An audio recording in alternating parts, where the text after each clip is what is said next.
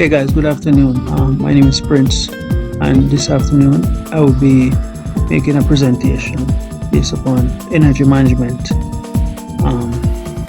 So this presentation was brought to you by the Virginia Society of Engineers. Our platform allow engineers, technicians, and technical professionals in the field collaborate, share ideas, and engage in the engineering topics. All right, so today's topic is energy management. All right, so we'll be focusing on energy management in general as it relates to how we conserve on energy and how energy can be used appropriately.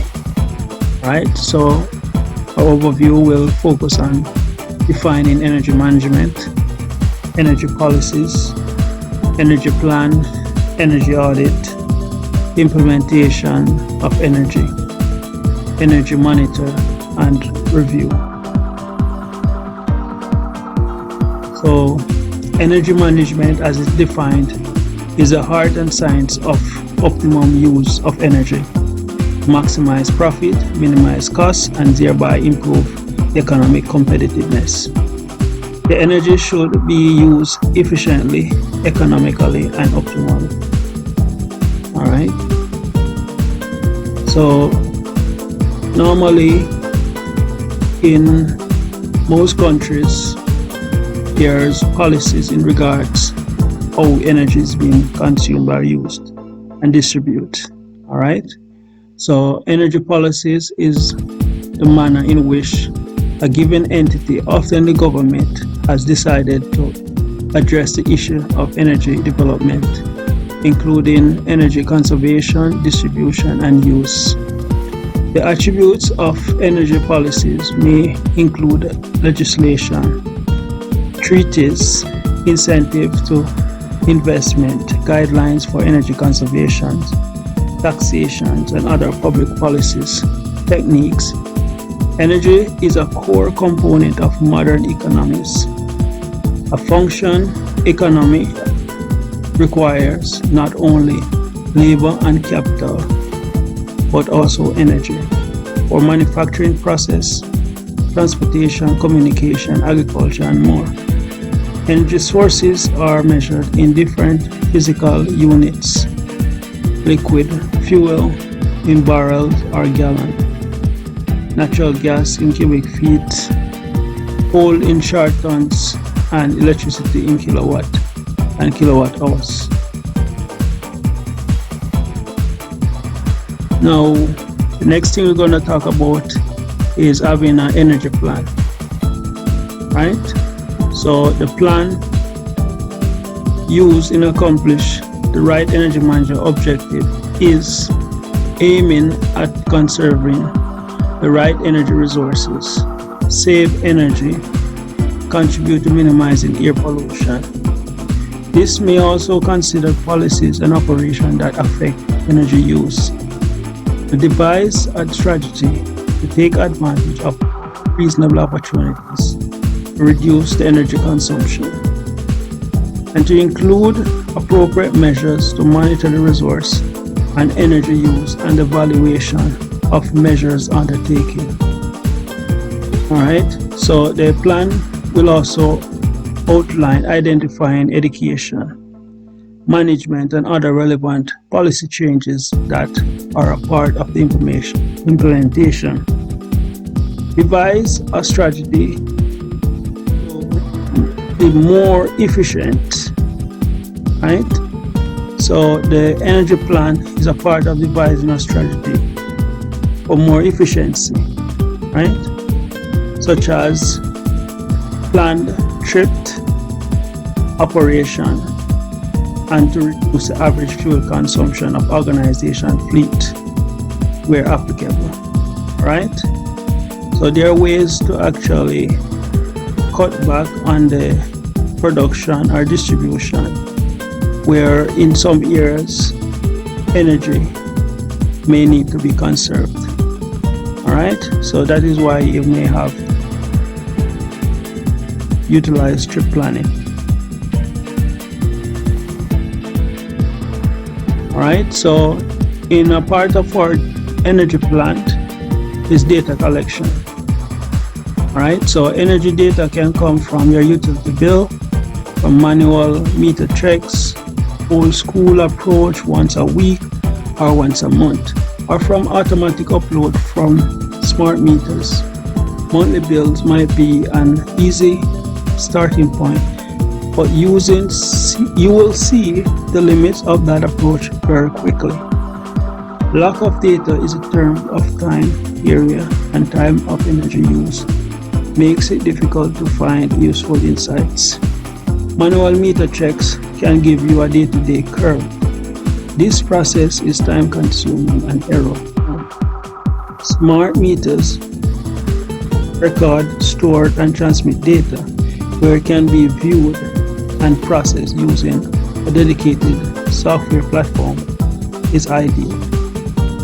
However, you choose to get your data, it is necessary for the first step.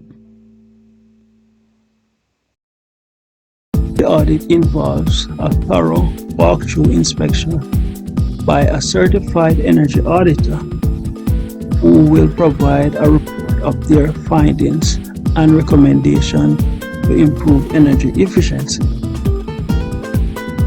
Energy audit checklist is used to assess the energy efficiency of equipment, appliances, design, and usage.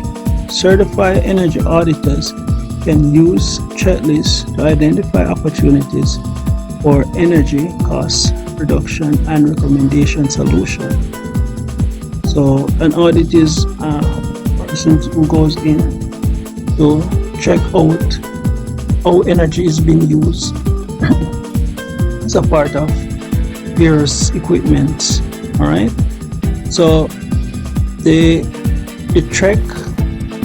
checking the checklist in this situation may involve just looking for the efficiencies of electrical equipment, appliance, and systems. Right?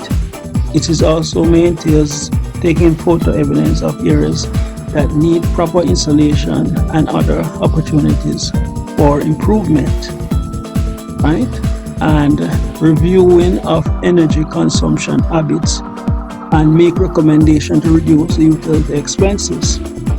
It may also involve added notes and comments where necessary.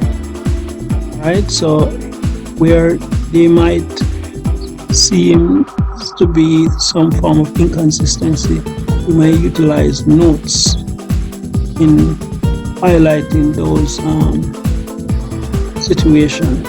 All right.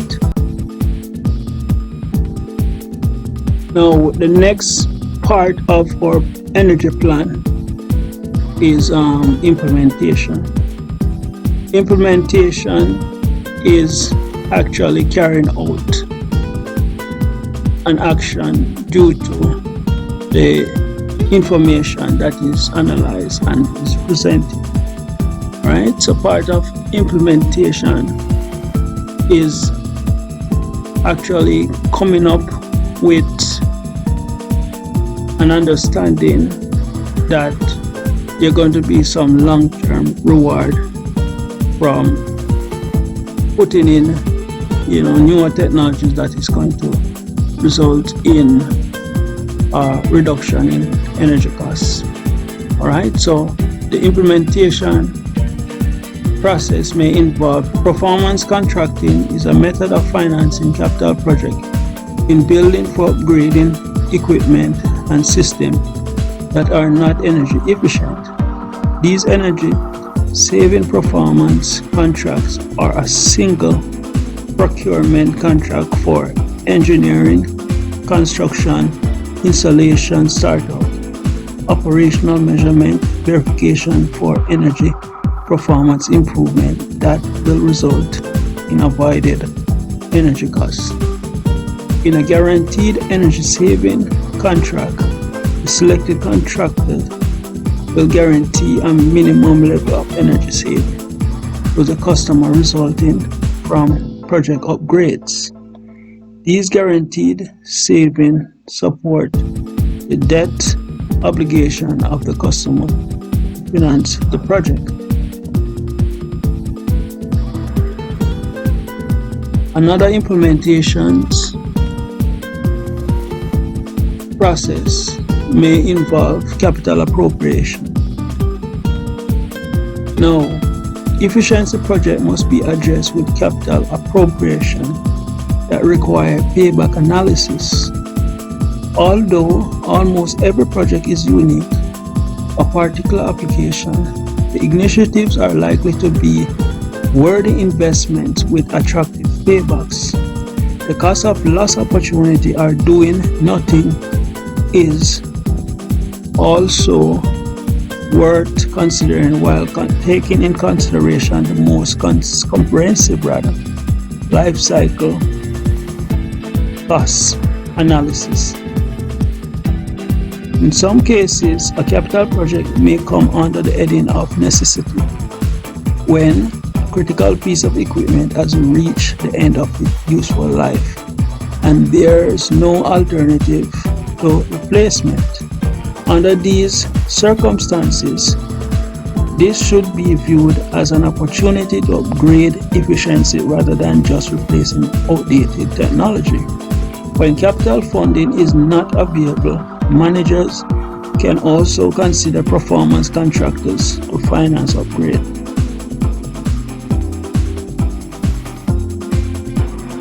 Now, implementations of energy plans may deal with capital project, but in some cases it may just have to do with addressing behavior. Alright, so a part of the implementation process is a no-cost process. Right, so numerous improvements in efficiency can be achieved through more effective management of resources and informed administrative, faculty, student body behavior, such as turning off lights when not needed, removing unneeded light bulbs, lowering thermostat heating setting, raising the thermostat cooling setting, reducing heating and cooling setting during unoccupied hours. It may also entail turning down heating and cooling somewhat before the end of the operating hours, turning off machines and equipment when not in use.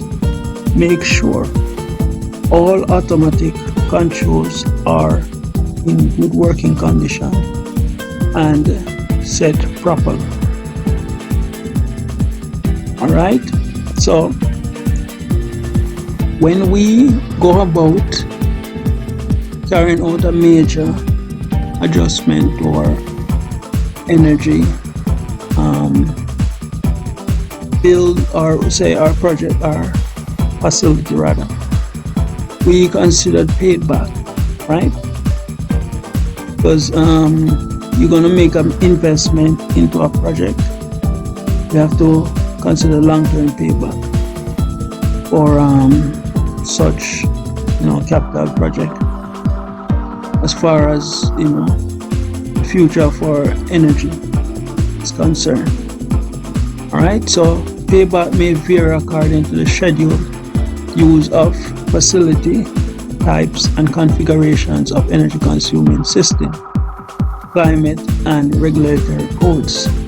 However, projects involving systems or facilities that are exposed to the most hours of daily use likely to be benefit from accelerating and shorter payback. Now, more favorable payback can also be experienced if similar projects at several different facilities can be combined to benefit from competitive contract bidding. All right. Now, an implementation plan can take the form of an incrementation approach. So, if a budget is supposed to be established, it would have run over a long term rather than a drastic spending to initiate or implement a new energy plan. So taking an incrementation approach is proven effective. All right. So efficiency initiative can be supported with operating and maintenance budget to be accomplished over an extended period of time. Upgrade is a way to achieve efficiency. For example, upgrading T12 to T8 fluorescent lamp and electronic ballast with traditional ballast. Right? So implementations of capital projects, additions and new construction projects. When expanding or constructing new building, full consideration should be given to LEED certified or a high performance design or constructed facilities that addresses building orientation, design, layout, lighting, equipment, and control selection that results in maximum energy efficiency. Moderate increase in high performance construction costs should be weighed against the avoidance of increased long-term operating costs and energy consumption. All right, so when they talk about high performance construction costs, it's just a way to say that they're going to use the most modern and efficient way of construction to reduce way how energy is actually used and consumed throughout these facilities. Now, implementation with high performance contracting, right? We follow several steps. All right, so the step to energy saving performance contracting will involve the assessment of the need, defining the project, issuing requests for the proposal, evaluate proposal, and selecting a ESCO, which is an energy service contractor, and performing technical audits on the facility, negotiating a final contract, and securing financing. We may also look at the construction and implementation, and thereafter the commissioning and training and measuring and doing our verification to see how much it is actually saving and how the project is performing. All right. So part of this implementation process goes from the needs, assessing our needs, just to also looking at the measures, the measurement, or the process of reviewing the difference of what we were in terms of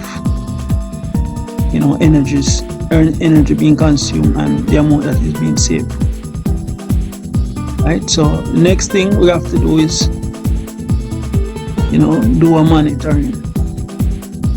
So when the contracting is done by the external company, then part of management work is to monitor. Right? So our internal operators has to make sure that the energy the process is also maintained. All right, so monitoring energy is key to reduction. Right, so both automatic meter reading systems and portable electric data loggers are a cost-effective and simple way to collect detailed energy data. However, some of these systems rely on connecting to Wi-Fi. This is where issue can arise. Energy monitor equipment once connected to your business Wi-Fi can increase risk of being hacked by providing backdoor to those who would like to access your system illegally. We advise the use of standalone systems that do not require Wi-Fi and can record data over extended period prior to it being transferred by cable or memory card. Monitor and review. Right, so we talk about monitoring and review and our management have to be involved in this process. Right, so management, operation and maintenance, all right, is the next process and part of a review measure. So once a building becomes operational, the process of upkeep also begins. Right? So we get our performance contractor, we put in this new system, we have the building being upgraded. Now the next process is upkeeping. So all often this factor is not given attention and is underfunded, causing various systems that serves the occupants to become increasingly inefficient and ineffective. A number of issues should be addressed and included, if applicable, as a strategic energy management plan is organized. Lighting and utility accounting. Now, energy usage and costs should be tracked monthly and distributed to all major users. The data should be monitored to question and pursue remedies for unusual verification from the norm.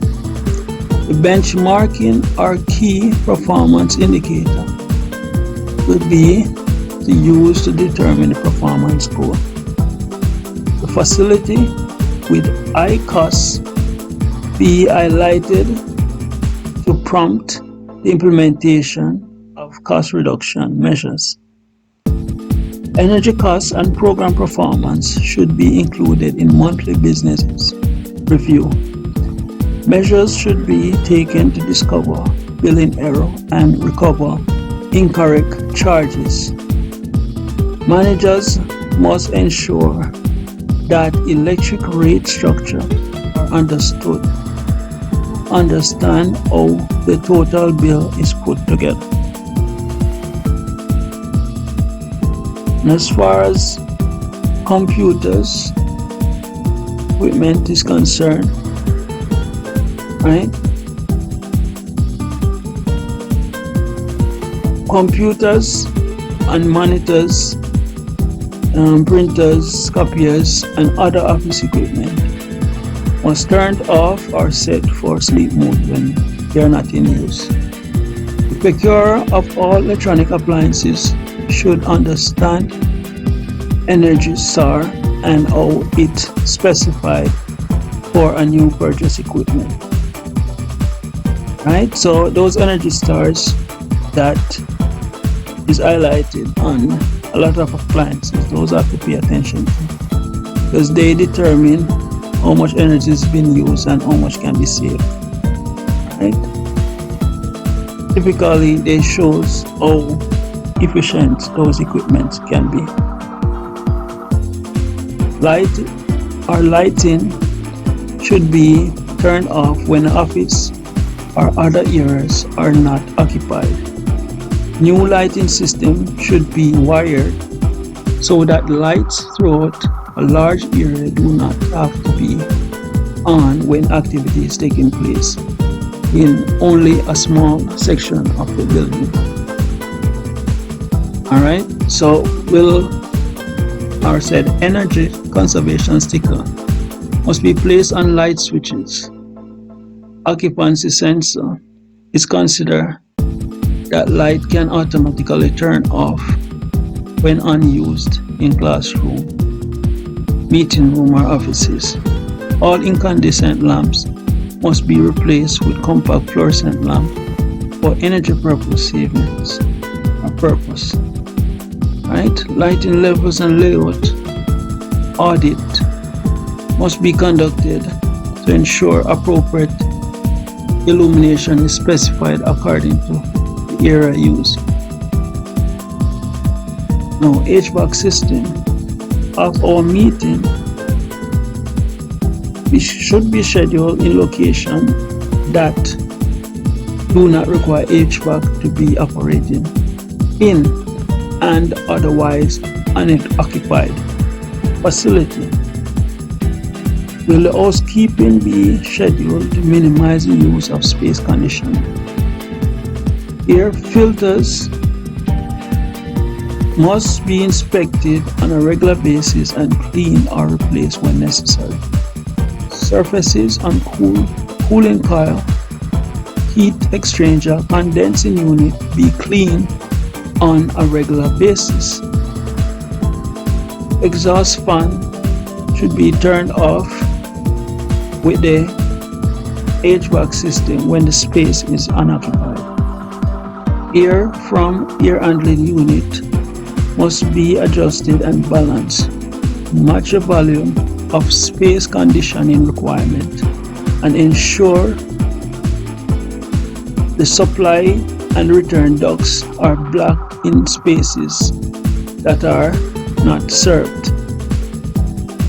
Will return ducts be reviewed to ensure that the air handling systems are providing even and balanced flow of conditioned air into and out of the space served? Alright, so all of these are measures that we have to take to ensure that we have a HVAC system operating efficiently. Alright. Emergency management system, otherwise called EMS. All EMS that automatically monitor and control HVAC, lighting and equipment to conserve energy, maintaining function, and providing occupant comfort. EMS should ensure the following: that the control lighting system are dimmed, rather decrease the demand during the daylight hours. It is also to ensure that there is optimization for the HVAC operation based on the environmental condition and changing in usage. EMS system should ensure there's turn off or setback of HVAC during non-working hours. Right, so the EMS system should control the on and off operation of the HVAC system during the hours that workers are not available.